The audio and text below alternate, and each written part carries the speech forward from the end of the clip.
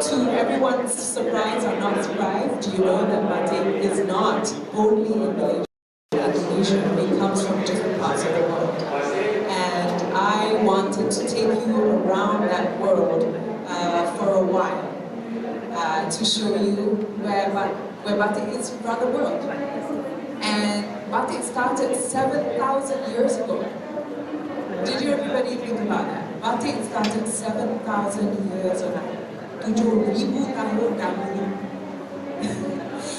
So if everybody wants to criticize batik, saying that it's not what you think it is, you must remember the history, why it became.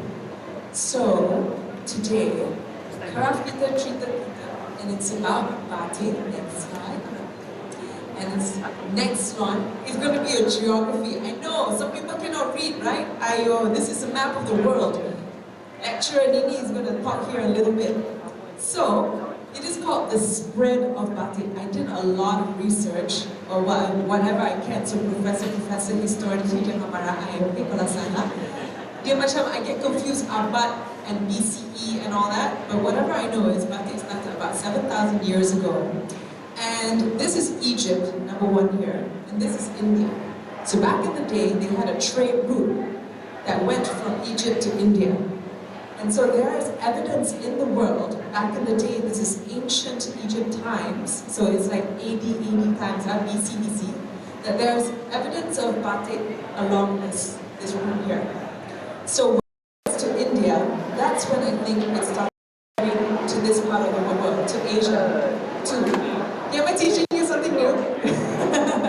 So this is China, and this is India, and this is Japan, that's Indonesia, and of course Malaysia is in there. So I kind of clumped it all to a number 2, and this is around, so this China, according to the books, is about 600 AD, batik in China.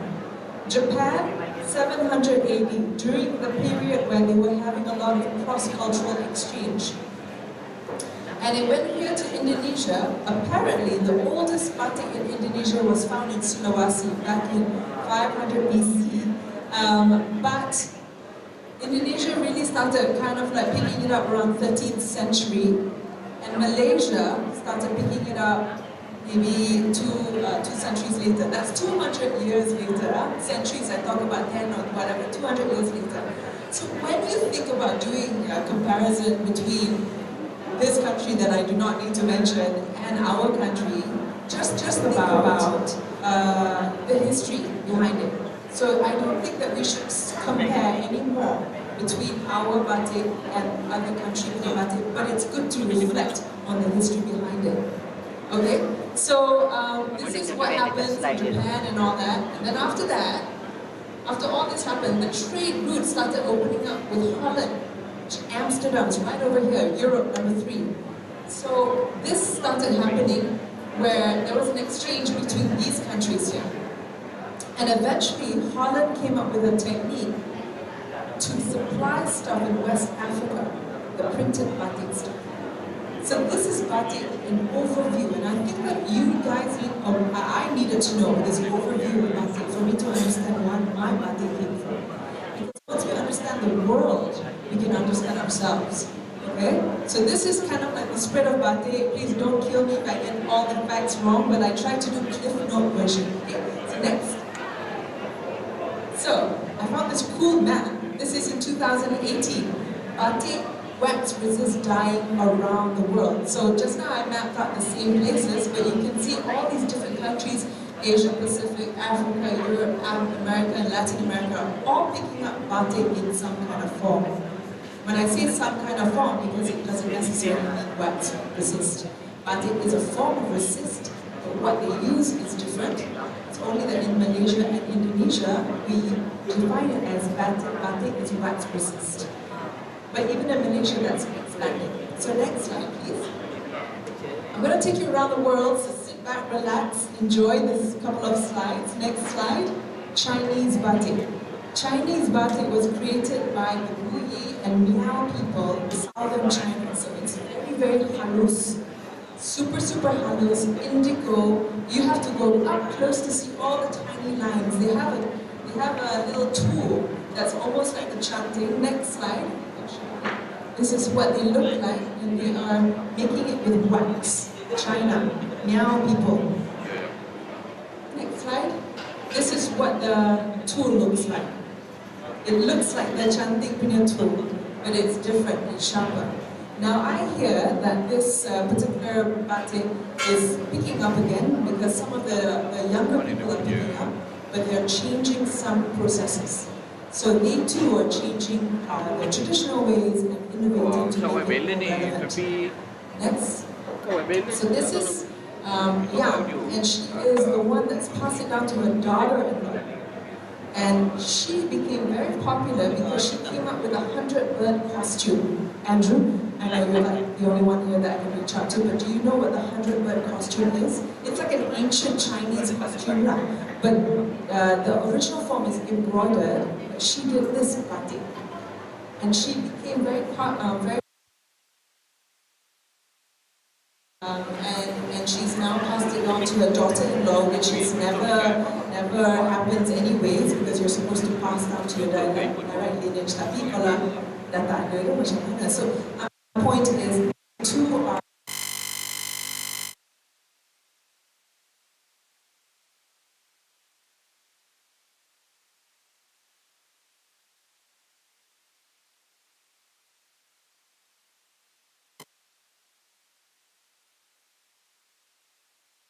using Ingata and Shibori. You know Shibori, the tie, right? I bet you don't know what the Rosami. Rosami uses rag batik. Rosami uses rag. Rocket Sumi is in Kyoto, looks like this, uses rice paste. Kata Zomi uses stencils with rice paste. Using and Bingata are what I like to call the batik tulis punya equivalent with tie. Fatima, I'm teaching you something, am I right? Oh my God, stress. But I want you to look at the designs for the batik, Japanese batik. Just reflect on it, because I think they kind of look like Malaysian batik too, design-wise.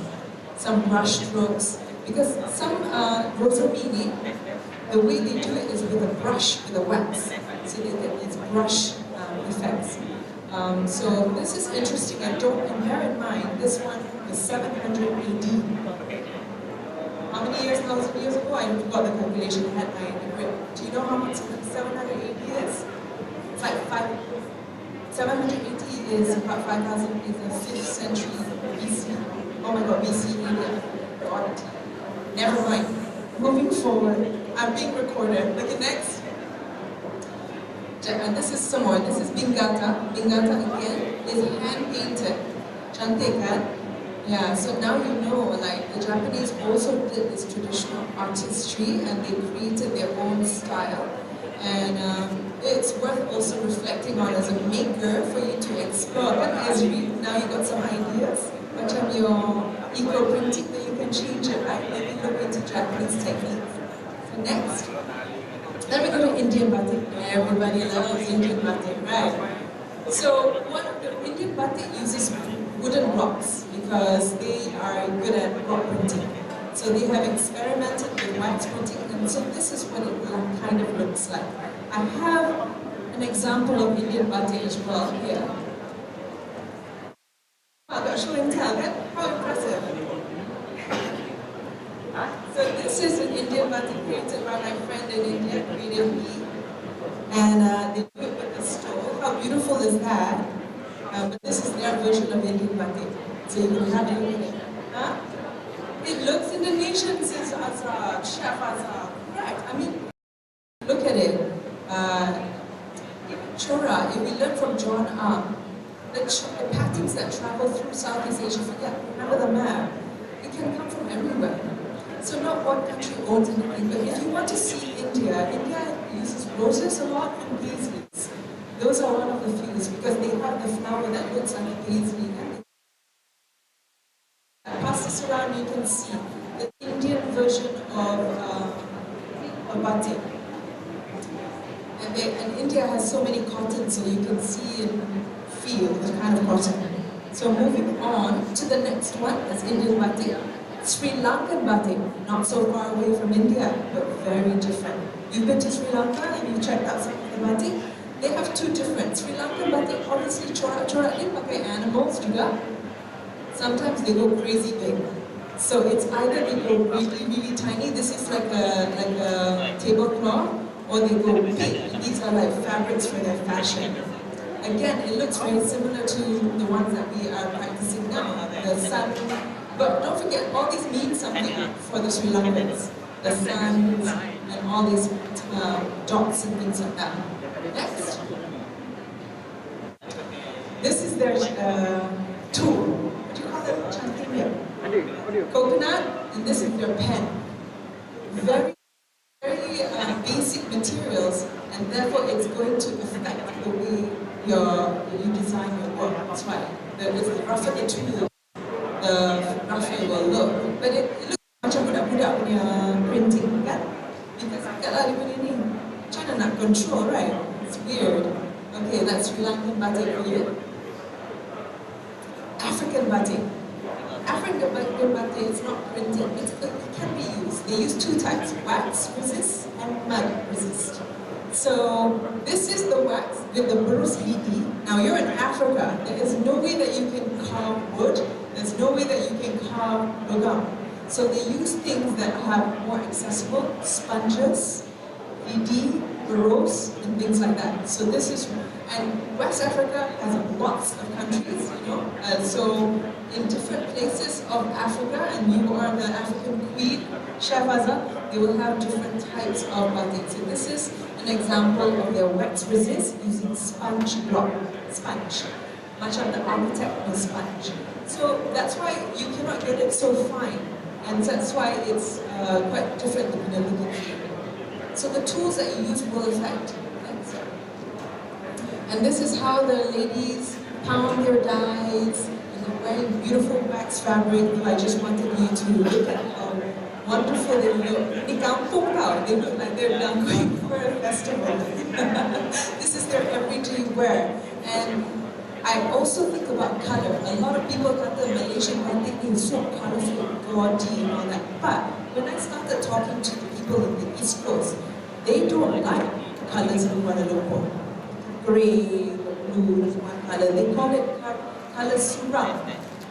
Not happy. Because life in the East Coast is not easy. Same as Africa. Life in Africa is not easy. They want color in their life. So when you learn that, you start to appreciate their print better. Okay, next. This is mud resist. Before the print, this is like using paste, and they sucker the thing on top of it. It's really cool, and I just marvel at the way they can get these lines and these white lines and all that stuff in Africa where you can't get a lot of things. So this is African batik at its purest form, and then next, you can see the contoh-contoh I found, the logam. So kalau you buat clay batik, you know you use the polymer, maybe we can experiment with this kind of stamping. Cheaper, probably more sustainable. Betul tak? Betul, Kraf tangan Malaysia. Okay, so this is kind of like the look. Now if you look at Batras, I think Batras couture, you print macam ni juga. Kalau you tengok Batras, you can print macam African print tau. Yeah, go to Batras couture if you want some African prints. You're welcome. Next. Sorry, go back. Yeah, so this is the architect sponge. I don't know specifically because research now is a very limited time, but it's interesting and it made total sense to me because what they couldn't do the lugana and logam, so it is susah to get that kind of material, right? They are poor. So what they can do with limited resources, they pakai kayu, pakai whatever that they can find. And this is their innovation, which I think is brilliant. You know, we can learn from this. It's almost like potato chop stamping. Okay, next. This is also some samples from different places, but look what they can do with limited resources. So beautiful. Next. Dutch wax printing. Now, this is the ironic behind here. Dutch wax printing was developed by the Europeans for the African market. That's the biggest irony. Okay, so Dutch wax printing, for all of your fashion designers not tahu, is a company called Velisco, V-L-I-S-C-O, that is been there and is 100 over years old or even more. And they've been printing designs. The Dutch has been printing designs for Africa, which is interesting. It's a touch of colonialism. But things are changing. So the African designers are now waking up and they are doing different things. Tapi ini, because Masa machine printing was invented by the Dutch. So I have something that they say, created by the Dutch, inspired by Indonesian practices and designed for the African market. That's what I found in quotation. And you talk about like fast fashion, right? So this is what it is, the innovation. But having said that, beautiful prints, amazing prints. I think next slide, you can see it has become an identity for the Africans too. This is beautiful. I'd like to show it to you because branding-wise, branding our fabrics better so that people can see the way we see the Dutch fabric. Okay? Now, going to our Indonesian batik. Okay, finally, there's a reason why I did this in sequence. So Indonesian batik, as I have research, come in two forms. They have the batik tulis, they have the batik block, and then they have the combination block plus lukis, which is this, block plus lukis. And this design, Parang Muso, is the most popular design, and people in Malaysia use it proudly, but they do not know that they're using Indonesian design. But this is one of the reasons. But look at this design, absorb it in your brain, because later on you kind of like make connections. Next slide, please. This is one biggest difference between Indonesian batik and our batik is they sit down when they do their chanting. The Indonesians approach batik macam sembahyang. They sit down, they ada macam meditation, whatever that they tulis onto the fabric ada cerita. Our cerita is different because their cerita ada bunga, ada burung, ada garuda. All these mythical birds mean something to them. So the Indonesians have connections with India as well, so everything means differently. And when it changes to ours 200 years ago, of course we're not going to practice the same thing. Maybe for us, Malaysian, it's not practical to sit down and do it. Maybe it's better for us, we came up with that system of doing it on standing up, which is interesting. Okay? Biggest difference. And then these are some samples. This awan, for sure, Indonesia. If you look at somebody wearing it, you know it's Indonesian. Just don't forget that. Flowers, just the batik actually means cheating. Batik is a Japanese word, and it means to write and to also put dots on. So this is why this is very interesting and a big Indonesian design, which we have adopted. Okay? And then the buro-buro, very halus situation. And now that you think about it, because you're sitting down and you're creating this in a meditative state, as an artist, I also understand how to do it, because I am in a meditative state and I can do things very, very detailed. But if you're doing it for factory or whatever, you're in Malaysia, we're free. We're like, you got mood, you know, it's a so this is the cultural difference between the two countries. Next. So going to batik Malaysia. So batik Malaysia, I love this because we don't get these kind of shots anymore. But remember the dots? This is our rendition of the dots. Okay, so fact. Our batik was influenced by Japanese batik. Our toko batik looked at the Javanese, went to Java and learned the skill and brought it back. So this is why we also have intricate batik halus that looks like Indonesian batik. But we have our own rendition. We don't have burungs, we don't have animals, but we have batik halus, which looks like Indonesian batik. Next. Okay, I don't want to bore you with this, but basically this is our Seri craft. It's about how we can express our own corak on the fabrics, and it uses wax resist. But I like the last one, serta teknik halangan dengan warna yang lain untuk menghasilkan corak. So recently, Kraf has added that definition. So this wax resist now encompasses other things too, but primarily it's linen. Next. So we have block, we have liquids, we have screen, and then we have alternative. These are the 4 categories. Betul? Kraf Malaysia got it right? Yeah. Okay, next. Bucket block. Now, I know you guys went to Kota Baru with me, Chitra. We met our block maker. One thing that we found out to differentiate between the Malaysian block and the other blocks is that our blocks, design is not gridded. It's kind of like wavy like that. So if you see a block and you see it's wavy, it's Malaysian block. Our friends, our neighbors have very strict lines. It's gridded. I don't know whether I have a sample of that. Next. Okay, the reason why I started liking Batik Malaysia is because they are good at discharge. Fatima, discharge is a technique, right? Discharge is a technique that people use, but Malaysians have mastered. So that discharge means you can have different colors on one piece of clothing. Okay, what? Yeah, you put the colors first, and then there's many dyeing and coloring and waxing, so you can get this black and red situation. It's very hard to do. And so this is what the 3 color, 1, 2, 3 colors. And Malaysians can do 6, 7 colors. The amount of times that they can discharge. Shabaza is wearing a beautiful example of discharge from Terengganu Kota Baru. Oh, sure. Next. This is a typical, this design was like, I would say 10 years ago, very popular. These are kind of designs that you can expect in Terengganu. Next. And this is more of the traditional sarong that I picked up. I have another one, but I'm not going to pass around my baju. This one is baju. The reason why I started buying. Yeah, we all have this beautiful baju. I turned into a shirt.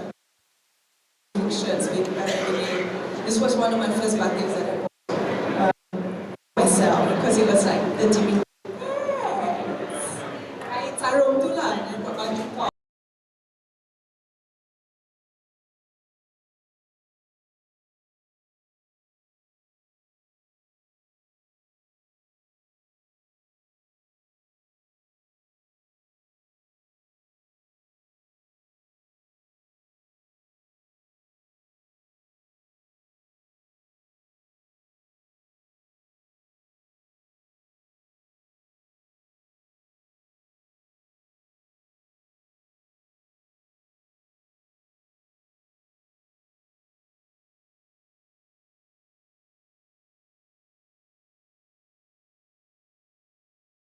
Other countries are quite set in their rules. He doesn't like to break them. I think it's just Malaysia lah. Malaysia is boleh that you break techniques.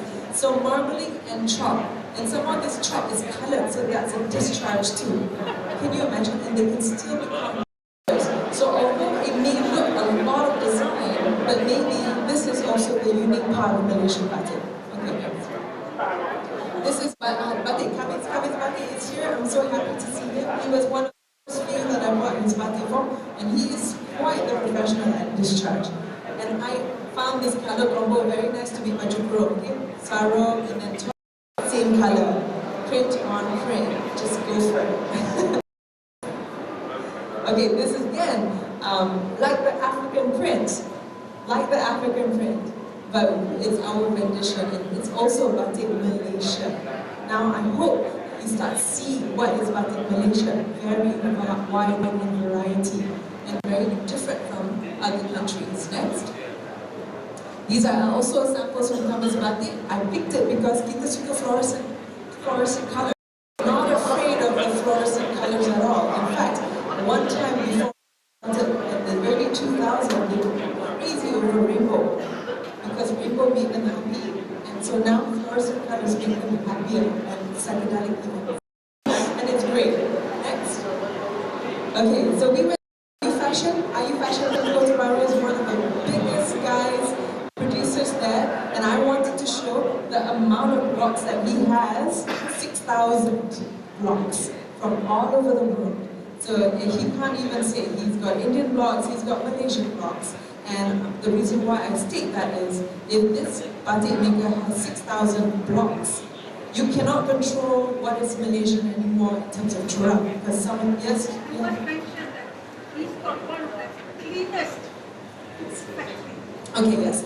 And thank you for this random introduction. But yes, as I was saying, many blocks cannot control him, but he also has a very clean workshop.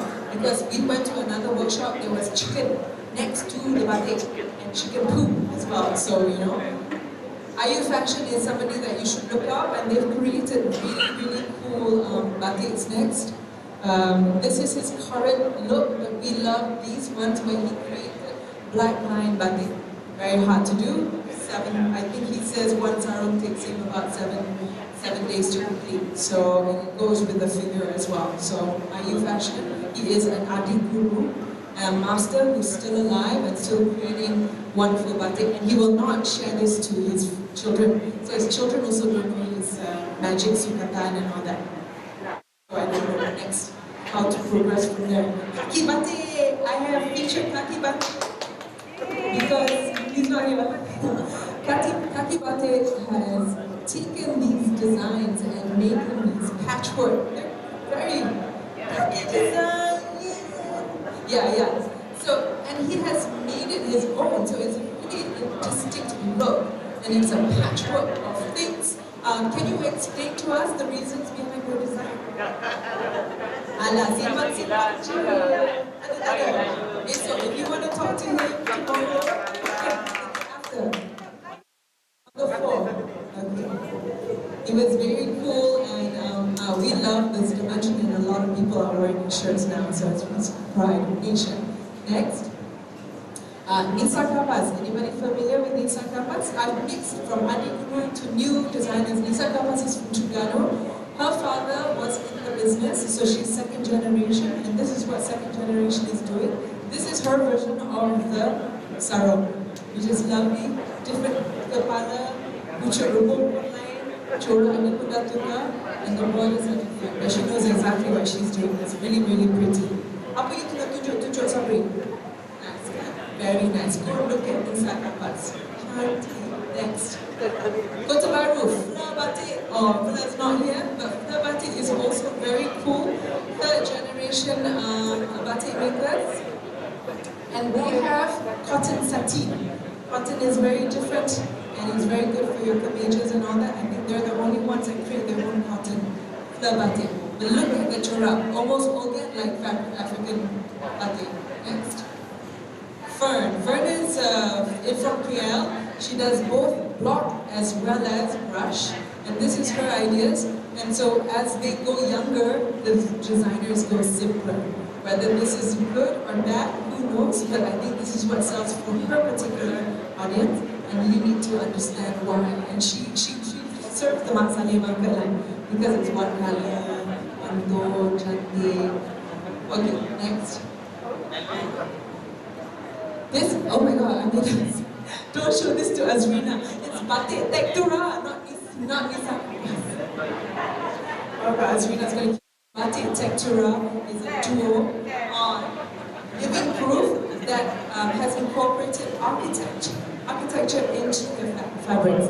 So you stuff, and her latest one is pusing, so circles. She also pusing, you know how to do the business? She come up with circles, ramba. So this is batik tektura. Next. Okay, batik lukis, I'm finishing a little bit. This is what people know Malaysian batik to be. Currently, for me, one of the premium ones is these are creations from Kota Baru because her designs are amazing. Former student of Tuan Fatima Ismail. If you want to learn, she still teaches if she's in the mood. But this is Lisa's creation. She has a wonderful workshop, and she and her daughters are continuing to do batik designs, floral designs. And this is the latest winner for Palace Indo. It's Alam Batik silk, wax screen batik. Wax screen batik. also your student when the daughter participated. But this is not screen batik, this is batik tulis, but this is the winner for Piala Seri. The next slide. And I have to highlight Bujin. Bujin is from Kota Baru. He does freehand, beautiful brush strokes that nobody can do. Indonesia cannot do this kind of stuff. So this is also a very cool thing for us to know. That our batik lukis ni, I can almost say like they're super free artistic people. Okay? But Indonesians will have to sit down and do. So this is the difference between us and another country. Next. Surya Artisan Batik goes for this kind of very simple look and show you the different looks that people are going for nowadays in Malaysia. Next. Batik silk, batik screen. So this is Azahari Batik, had chickens in his workshop. Frightening. And he does the kaftans that you see at the bazaar, right? And he can print this by the hundreds on a daily basis. The screen print is very cool. What they have to do is saku the color on top of the fabric. They do no dyeing, but it's hand printed anyway. That's the difference with screen batik, and it's using cold wax, so it's quite sustainable in a way. Next. And this is Desa Ana Batik, the winner of Piala Seri Indo. They do silk screen, and I think this year Kraf Malaysia has asked them to do a lot of the lifestyle products. So if you go to Kraf Punya, you can see some of the latest ones that they've done with pillowcases and all that. Desa Ana Batik. Next. Alternative batik, we're finishing, guys, don't worry about it. Clay batik was introduced about 2 years ago, Kraf Malaysia. 2 years ago. 1 year ago. And you can use plastic polymers for stamping, or you can use screen to do the screen printing. Now, this is a really cool alternative way to use batik. A lot of people are fighting it, but I feel like I'm supporting it because this is the way forward so that we can sustain our fabrics, our textile industry. So, and I think a lot more people are appreciating it. The effect of batik looks like African batik actually, because it's minus 5. Some of the designs, some of the experimentations, and this is where collaboration with designers can happen, because then the makers can concentrate on the skill, and the designers can create the patterns and color combinations to make it look more commercial, perhaps. Next. In Sarawak, they have batik Indo, which is using sago paste, and that's also very interesting. But they just use sago paste, which is so cool. Again, that's something that I don't think anywhere, even Japan has a sago paste because we don't have sago beans. So this is happening in Sarawak. So for me to expand batik, we need to have more collaborations with designers and makers, because makers are not designers. That's our problem right now. So we need to make sure that we have relevance for the world. So next. Some examples, this is Anne Zahid, punya batik sneakers, I'm sure you know Anne Zahid. This is Vans and batik, but they're still using either African batik, but this is maybe African or Malaysian. I don't think they do Malaysian, it's African, but this is not local in brackets. This is an American collaboration. But that could be us. Next. Dayak batik accessories. So cool the way the young people are making it look. These are all batik earrings. Selling at each ringgit one earring. The next. Chanti. Okay, next. This is Maria Maya. She does twillies. But these girls are loving batik, and I just like the way they are marketing batik to make it look good for their demographic. Next. This is Ash Majid. She does these amazing big chokers in Langkawi. Wow. Tavi, Chanti. Batik Kuti. She is an American living in Malaysia, but she is working with a lot of the local artisans. Some people have mixed feelings about this, but I think if the artisans have jobs, why not? And she's doing a great job making it all batik Malaysia. And then looking at two, but she definitely helps. Next. And this was Kanai again, I love this kedai, but she can no longer do the cushion covers, but very talented. But I love the finishing. So this bantal ni ada di yellow piping, and I think those are the things that we need to think about kalau kita nak maju ke hadapan untuk elevate our batik. Next. Okay, so to appreciate our batik, we must learn more about it. We should not compare, we should reflect. And only then we need to we love it and be proud of our batik. Basically that's it.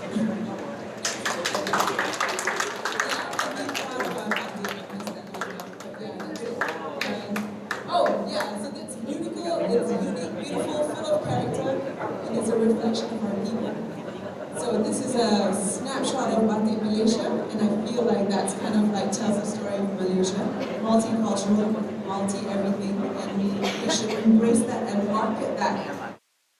Not try to claim to be anything other than that. So Andrew, I hope you hear me on that one, because I feel like there's no way for us to compose ourselves into one particular design. I didn't even touch on eco-printing, which is the gentleman behind you, and it's amazing eco-printing, and that's also, I don't know if it's considered batik yet, you know what? It's an eco-printing one, but is it in the batik category?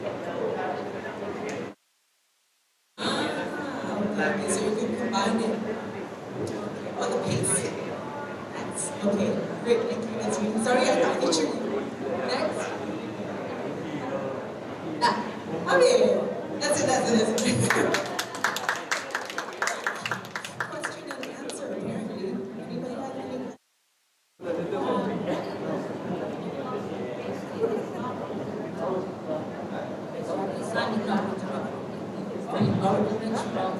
Persia from Iran research to India when the Parsis wanted to conquer India. So from there it travels to the rest parts of the world. Pakistan is even in the world because they have batik in Iran. And you must know that civilization is 3,000 before us. Yeah.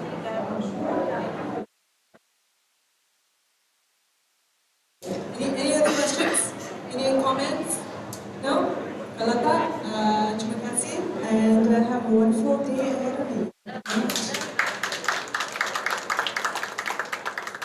Terima kasih kepada pendengar dan memberi pelbagai maklumat berkenaan topik kita.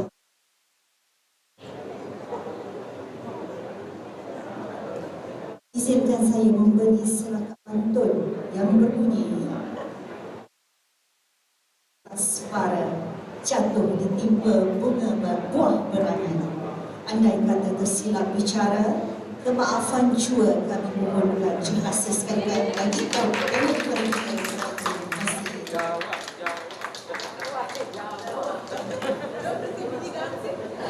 Ini panas sekali. Oh tak berhenti makan.